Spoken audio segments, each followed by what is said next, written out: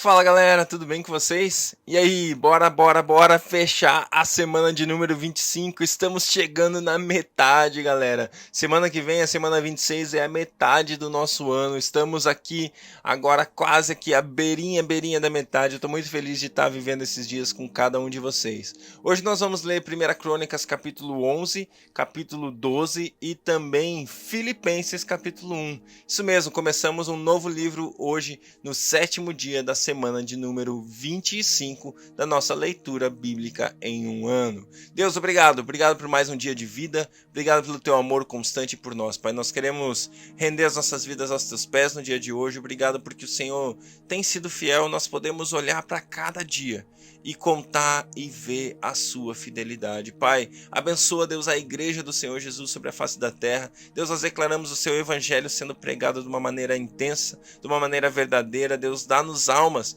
dá-nos pessoas, Deus, para que elas possam ouvir e conhecer o Senhor, Pai, para que o teu reino cresça, para que o teu reino avance sobre a face da terra, Senhor. Nós oramos em nome de Jesus, Pai, que a tua palavra penetre nosso coração de uma maneira especial no dia de hoje. Fala conosco em nome de Jesus. Amém.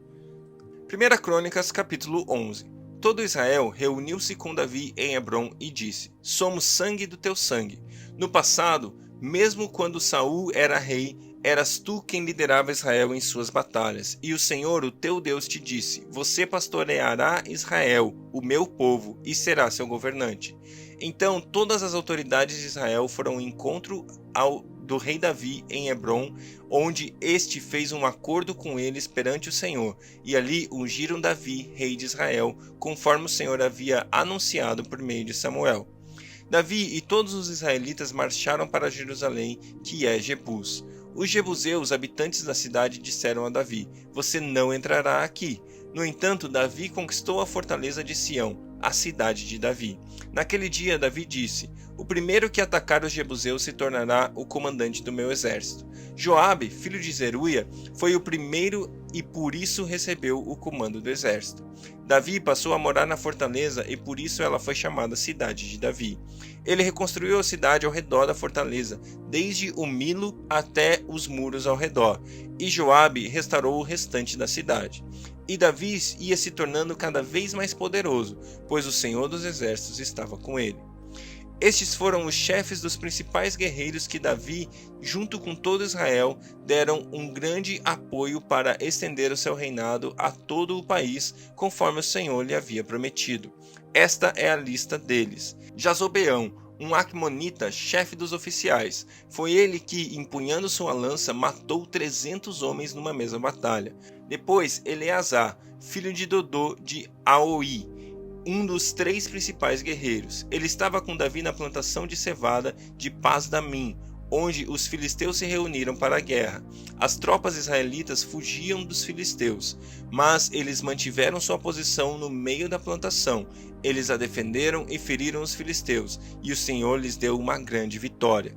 Quando um grupo de filisteus estava acampado no vale de Refaim, 3 chefes do batalhão dos 30 foram encontrar Davi na rocha que ia perto da caverna de Adulão.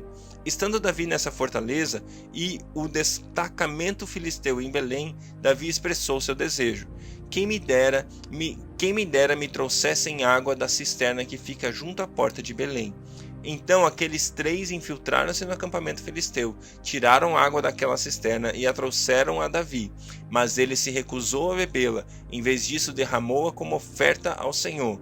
Longe de mim fazer isso, ó meu Deus, disse Davi. Esta água representa o sangue desses homens que arriscaram a própria vida. Eles arriscaram a vida para trazê-la, e não quis bebê-la.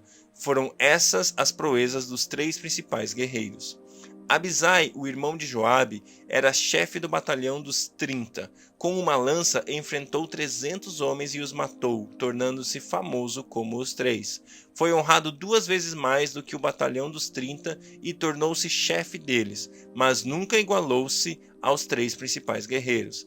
Benaia, filho de Joiada, era um corajoso soldado de Cabzeel e realizou grandes feitos. Matou 2 dos melhores guerreiros de Moabe e, num dia de neve, desceu ao fundo de uma cova e matou um leão. Também matou um egípcio de 2 metros e 25 centímetros de altura. Embora o egípcio tivesse na mão uma lança parecida com uma lançadeira de tecelão, Benaia o enfrentou com um cajado, arrancou a lança da mão do egípcio e com ela o matou. Estes foram os grandes feitos de Benaia, filho de Joiada, que também foi famoso como os 3 principais guerreiros de Davi. Foi mais honrado do que qualquer dos 30, mas nunca se igualou aos 3, e Davi lhe deu o comando de sua guarda pessoal. Os outros guerreiros foram Azael, irmão de Joabe, Elanã, filho de Dodô de Belém, Samote de Aror, Eles de Pelon, Ira, filho de Iques e Tecoa, Abiezer de Anatote, Sibecai de Uzate, Ilai de Aui, Maarai de Neftofate, Elede, filho de Baaná de Netofate, Itai, filho de Ribai, de Gibeá de Benjamim, Benaia de Piratom, Urai dos riachos de Gaás, Abiel de Arbate, Azavete de Baurim, Eliaba de Saalbom, os filhos de Assem de Gizom, Jonatas, filho de Sage, de Arar, Aião, filho de Sacar, de Arar, Elifal, filho de Ur, Éfer de Mequerate, Aias de Pelon, Enzo de Carmelo, Naarai, filho de Esbai, Joel, irmão de Natã, Mibar, filho de Agri, o amonita Zeleque, Naarai de Beerote, escudeiro de Joabe, filho de Zeruia, Ira, Garebe, Ilha e Garebe de Jatir, Urias, o Itita, Zadab, filho de Alai, Adina, filho de Sisa, de Ruben, chefe dos Rubenitas e do batalhão dos 30. Anã, filho de Maaca, Josafá de Mitete, Uzia de Asterote, Sama e Jeiel, filhos de Otão de Aroer, Gedial, filho de Sinri, irmão de Joá de Tis, Eliel de Maave, Jeribai e Josavias, filhos de Eunaão, Itmã, o Monamita, e Eliel, Obed e Jaaziel de Mesoba. 1 Crônicas, capítulo 12. Estes são os que se juntaram a Davi em Ziclaque, onde se escondia de Saul, filho de Quis. Eles estavam entre os combatentes que o ajudaram na guerra. Tanto com a mão direita como com a esquerda utilizavam arco e flecha e a funda para atirar pedras. Pertenciam à tribo de Benjamim e eram parentes de Saul. Aizer, o chefe deles, e Joás, filhos de Semaá, de Gibea, Gesiel e Pelete, filhos de Asmavete, Beraca, Jeú e Anatote, e Ismaías de Gibeon, um grande guerreiro do batalhão dos 30 e chefe deles. Jeremias, Jaaziel, Joanã, Josbabe e Gederate, Elusai, Jeremote, Bealias, Semarias e Cefatitas de Urufe, os coreitas Eucana, Isias, Azarreel, Joezer e Jazobeão, e Joela e Gebadias, filhos de Jeroão de Gedor. Da tribo de Gade, alguns aliaram-se a Davi em sua fortaleza no deserto. Eram guerreiros corajosos, prontos para o combate, e sabiam lutar com escudo e com lança. Tinham a bravura de um leão e eram ágeis como gazelas nos montes. Ézer era o primeiro, Obadias o segundo, Eliabe o terceiro, Mismana o quarto e Jeremias o quinto, Atai o sexto, Eliel o sétimo, Joanã o oitavo, Eusabade o nono, Jeremias o décimo e Macbanai era o 11º. Todos esses em Gade eram chefes de exército. O menor valia por 100 e o maior enfrentava 1000. Foram eles que atravessaram o Jordão no primeiro mês do ano, quando o rio transborda em todas as suas margens, e puseram em fuga todos os que moravam nos vales a leste e a oeste. Alguns outros benjamitas e certos homens de Judá também vieram a Davi em sua fortaleza. Davi saiu ao encontro deles e lhes disse: se vocês vieram em paz para me ajudarem, estou pronto a recebê-los. Mas se quiserem Se quiserem trair-me e entregar-me aos meus inimigos, sendo que as minhas mãos não te cometeram violência, que o Deus de nossos antepassados veja tudo isso e julgue vocês. Então o Espírito veio sobre Amassai, chefe do batalhão de 30, e ele disse: Somos teus, ó Davi, estamos contigo, ó filho de Jessé.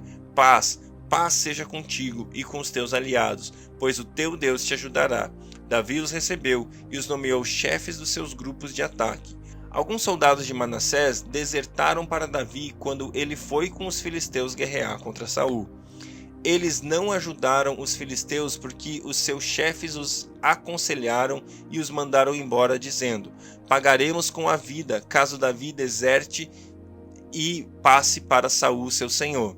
Estes foram os homens de Manassés que desertaram para Davi quando ele foi a Ziclague: Adná, Josabade, Eliú, Ziletai, chefes de batalhões de 1000 em Manassés. Eles ajudaram Davi contra grupos de ataque, pois todos eles eram guerreiros valentes e eram líderes no exército dele. Diariamente chegavam soldados para ajudar Davi, até que seu exército tornou-se tão grande como o exército de Deus. Este é o número de soldados armados para a guerra que vieram a Davi em Hebrom para lhe entregar o reino de Saul, conforme o Senhor tinha dito. Da tribo de Judá, 6.800 armados para a guerra com escudo e lança. Da tribo de Simeão, 7.100 guerreiros prontos para o combate. Da tribo de Levi, 4.600, inclusive Joiada, líder da família de Arão, com 3.700 homens. E Zadok, um jovem e valente guerreiro com 22 oficiais de sua família.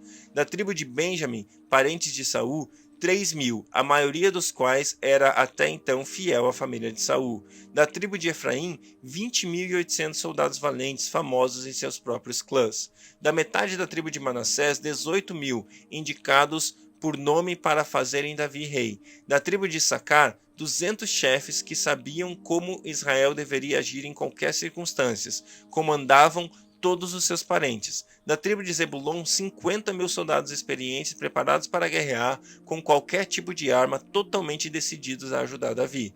Da tribo de Naftali, 1.000 líderes com 37.000 homens armados de escudos e lanças. Da tribo de Dan, 28.600 preparados para o combate. Da tribo de Aser, 40.000 soldados experientes preparados para o combate. E do leste do Jordão, das tribos de Ruben e de Gade, e da metade da tribo de Manassés, 120.000 completamente armados. Todos esses eram homens de combate e se apresentaram voluntariamente para servir nas fileiras.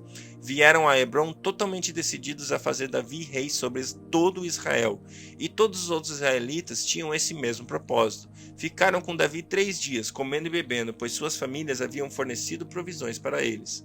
Os habitantes das tribos vizinhas e também de lugares distantes como Issacar, Zebulon e Naftali trouxeram-lhe muitas provisões em jumentos, camelos, mulas e bois. Havia grande fartura de suprimentos, farinha, bolos de figo, bolos de uvas passas, vinho, azeite, bois e ovelhas, pois havia grande alegria em Israel. Glória a Deus pelo reinado de Davi. Filipenses capítulo 1.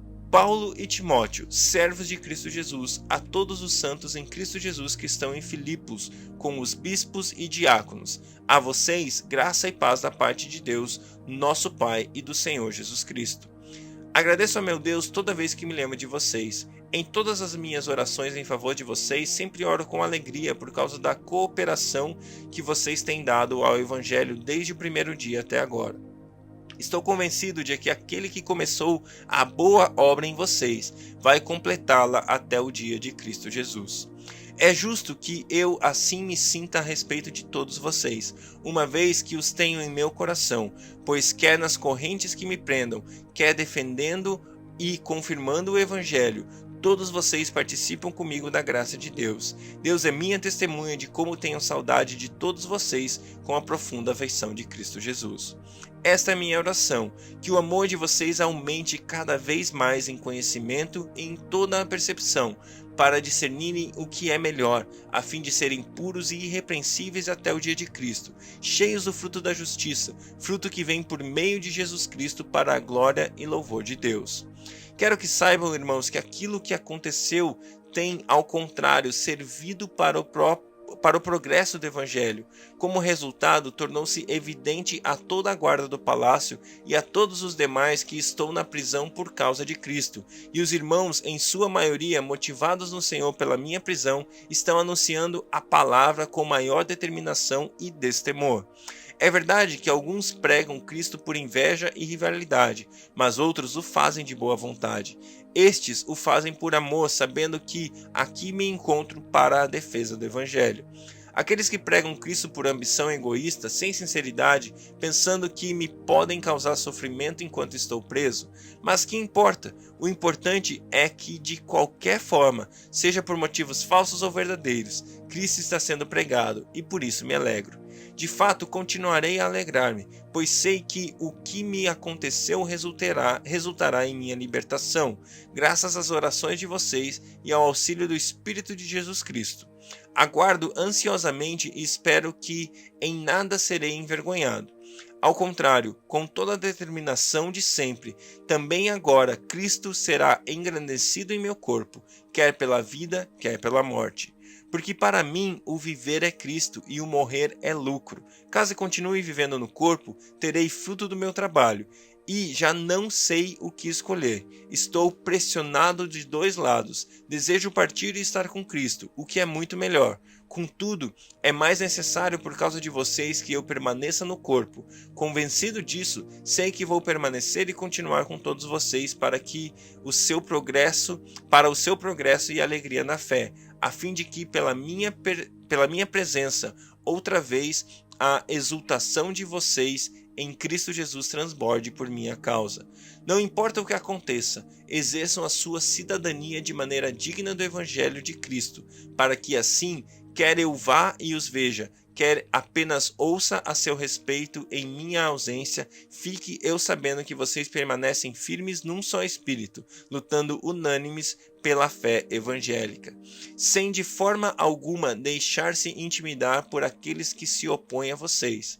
Para eles isso é sinal de destruição, mas para vocês de salvação, e isso é da parte de Deus, pois a vocês foi dado o privilégio de não apenas crer em Cristo, mas também de sofrer por ele, já que estão passando pelo mesmo combate que me viram enfrentar e agora ouvem que ainda enfrento.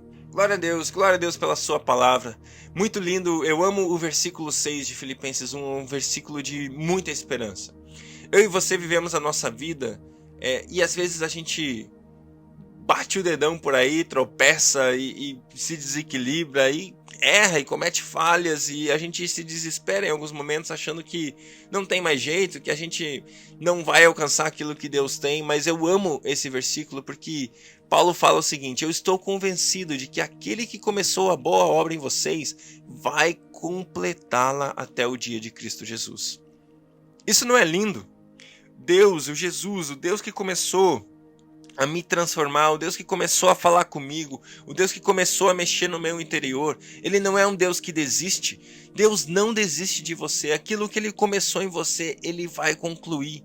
Ele é fiel e vai fazer até o fim, até terminar, até concluir, até o dia de Cristo Jesus. Ele vai completar aquilo que ele começou na sua vida. Isso é maravilhoso, é uma esperança incrível que eu e você podemos viver, porque Deus começou algo em mim, Deus começou algo em você e isso é fato. Se você está ouvindo a palavra de Deus, se você está dando o seu tempo para a palavra de Deus nesse tempo aqui que a gente está conversando e nesse ano inteiro, cara, Deus começou algo na sua vida. E saiba de uma coisa, Ele vai até o fim com você. Ele não desiste de você. Ele está perto, Ele está próximo, pronto para concluir aquilo que Ele começou na sua vida. Que Deus abençoe o seu dia e até amanhã.